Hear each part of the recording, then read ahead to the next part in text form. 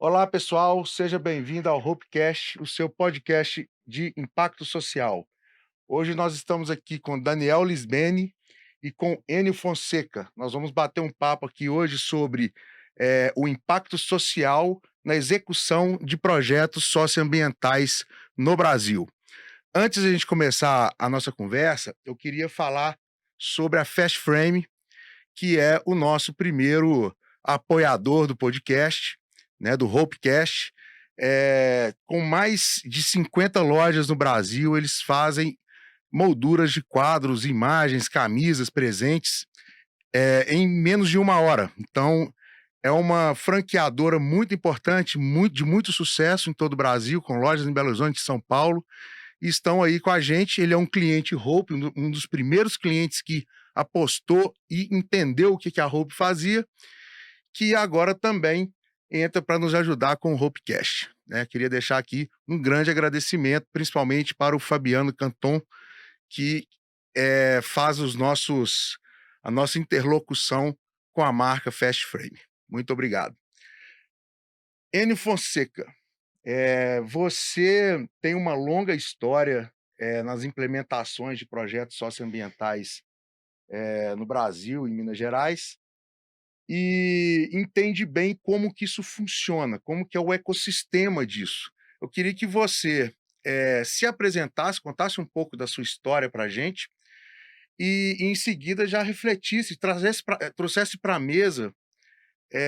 como que isso funciona, de onde vêm os financiamentos, como são as leis, desse uma geral para que todos nós podemos entender como que esse ecossistema se dá desde o início ao fim e como que a sociedade pode se aproveitar disso. Inicialmente, eu gostaria de agradecer a oportunidade de estar aqui participando, né, desse rico momento. Eu estou realmente, né, bem impressionado, né, com a proposta, da Hope, e estou, assim, entusiasmado com aquilo que eu já vi e já ouvi dos propósitos, né, da empresa. E eu queria então falar um pouquinho de mim, para poder então chegar até esse momento. Eu sou engenheiro florestal de formação, em 1982, formado na Universidade Federal de Viçosa. Formado em engenheiro florestal, eu comecei a trabalhar no Instituto Estadual de Florestas, um órgão de governo do estado, e na minha carreira eu estive no IEF até o ano de 1989, quando eu fui para a Companhia Energética de Minas Gerais, onde eu fiquei por 30 anos,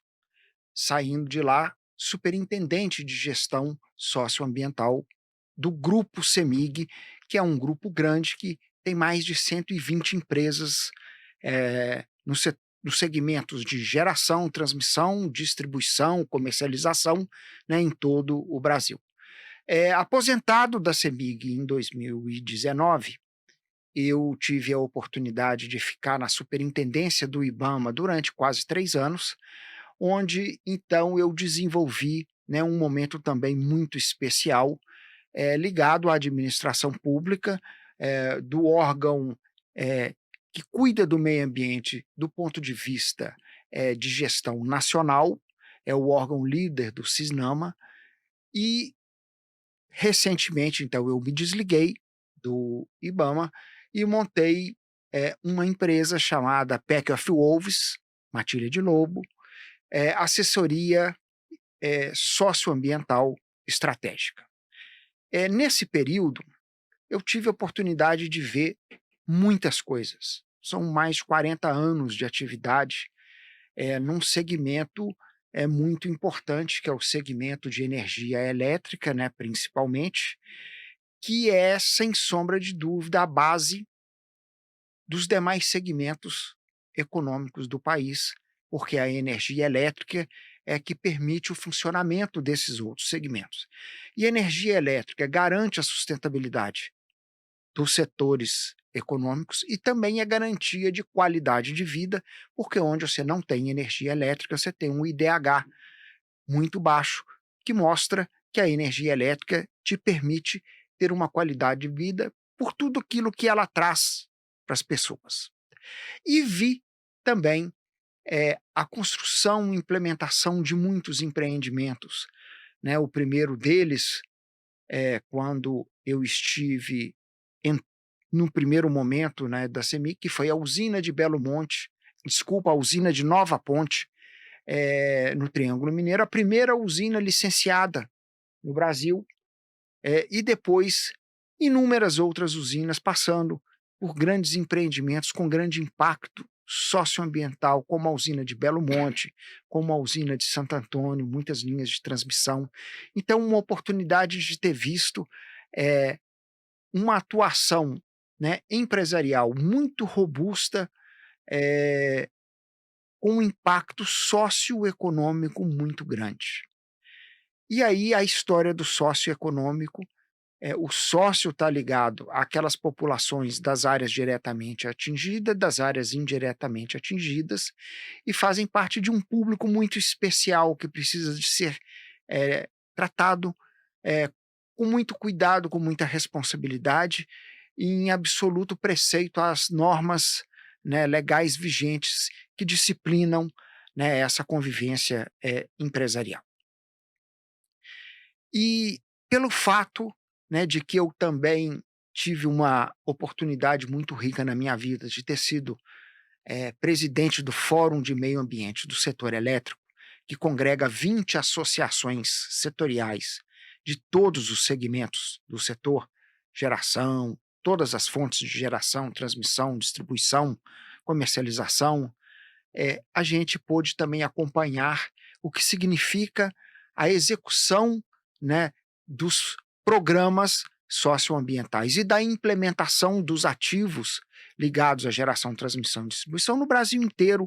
em todas as unidades, né, geográficas que o nosso país tem. Bom, eh, e tive também a oportunidade de fazer muitas especializações, em todos os segmentos que envolvem a melhoria e a capacitação, não só na área técnica ambiental, mas também em áreas adjacentes, como gestão empresarial, trabalhos e capacitação na área social, na área de educação, de forma que eu agradeço muito ter vivido essa enorme experiência. E aí queria entrar agora no ponto que você levantou. Eh, Antigamente, a gente tinha, do ponto de vista da execução, desses programas socioambientais por parte das empresas, eh, um desenho que fundamentalmente ele tinha a clareza de que as empresas faziam aquilo que a legislação mandava fazer. E essa era uma relação, eh, pouco transparente quando a gente observa como o mundo se relaciona hoje. Então, naquela época, existia um conceito de área de segurança nacional. Então, uma usina hidrelétrica é considerada de utilidade pública, ela era escolhida nos gabinetes e aquela população que morava lá não tinha muita importância no processo de seleção, de diálogo, de respeito,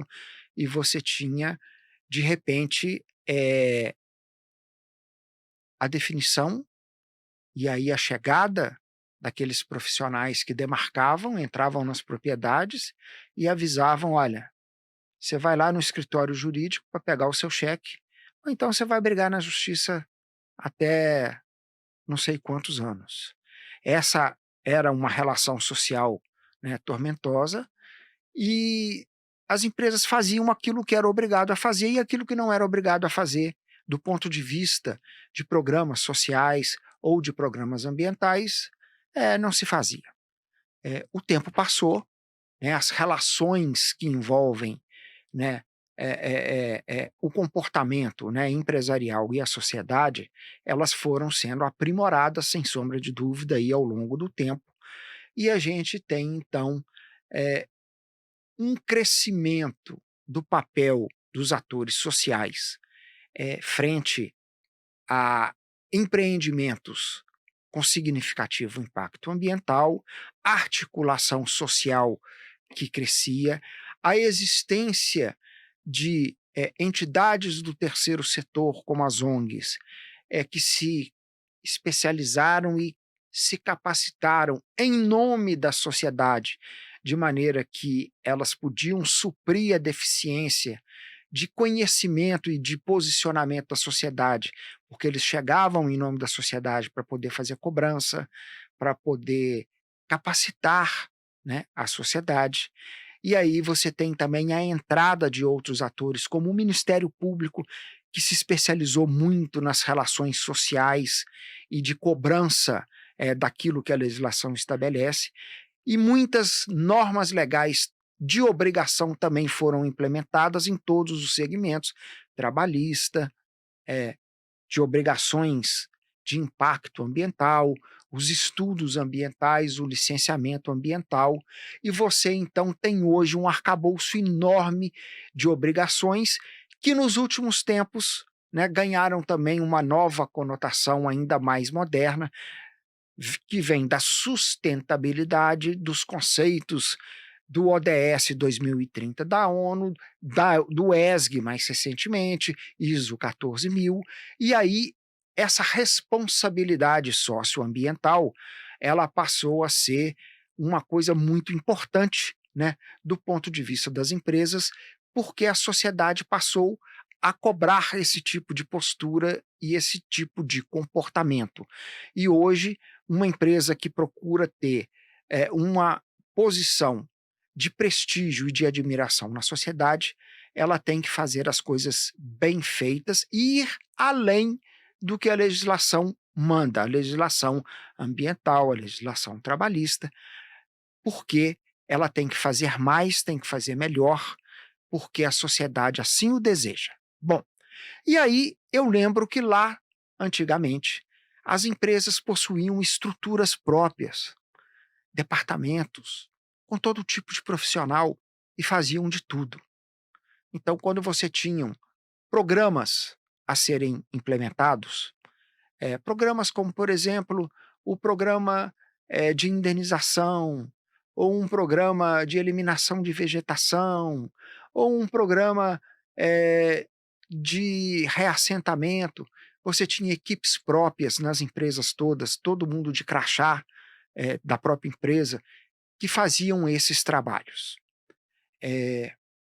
a evolução comercial, né, das empresas, ao longo do tempo, incluiu um outro aspecto que foi a terceirização. Então, de repente, se descobriu que você podia buscar no mercado empresas que podiam fazer uma série de trabalhos com a mesma qualidade do corpo técnico próprio, às vezes com um custo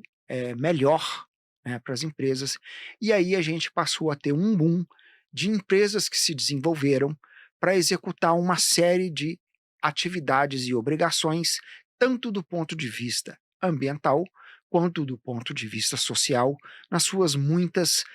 definições de atividades. E aí a regra era de que você quase que contratava todo tipo de trabalho e você supervisionava esses trabalhos com as equipes próprias. E aí também a questão de que a importância dos atores sociais foi ganhando mais espaço, principalmente com a cobrança, vamos chamar, dos segmentos do Ministério Público e da Justiça, e também do licenciamento ambiental, começaram a existir algumas condicionantes que determinavam que você devesse utilizar os recursos próprios da região onde você estivesse chegando. E aí você se deparava com uma situação interessante, que era contratar pessoas contratar grupos sociais para fazer algumas coisas,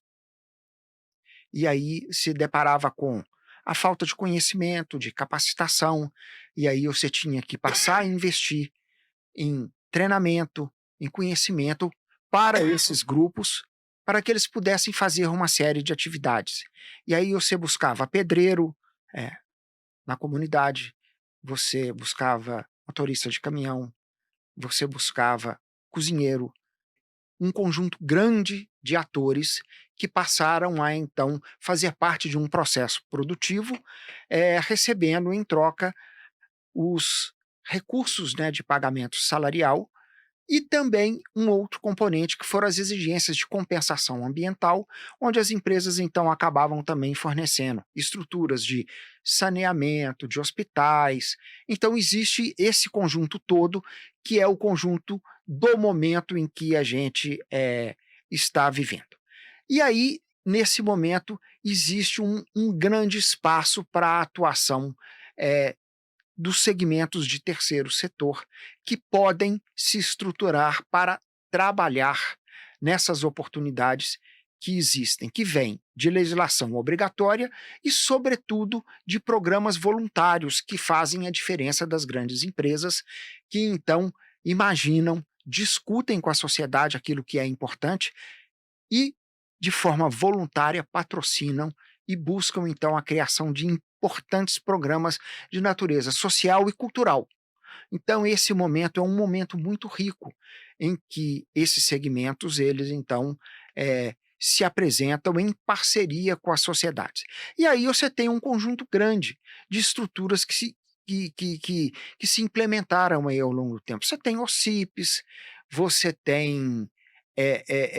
entidades do terceiro setor de toda a natureza. Você tem, então, o desenvolvimento de programas especiais desenvolvido por cada uma dessas entidades que se especializaram, algumas em capacitar, né, o público, e essas capacitações elas têm sempre um grande objetivo, que é melhorar a qualidade de vida individual, da família, de uma comunidade onde essa pessoa, né, se insere, permitir com que ela saia de uma situação de fragilidade econômica e social para uma situação de estabilidade econômica, social.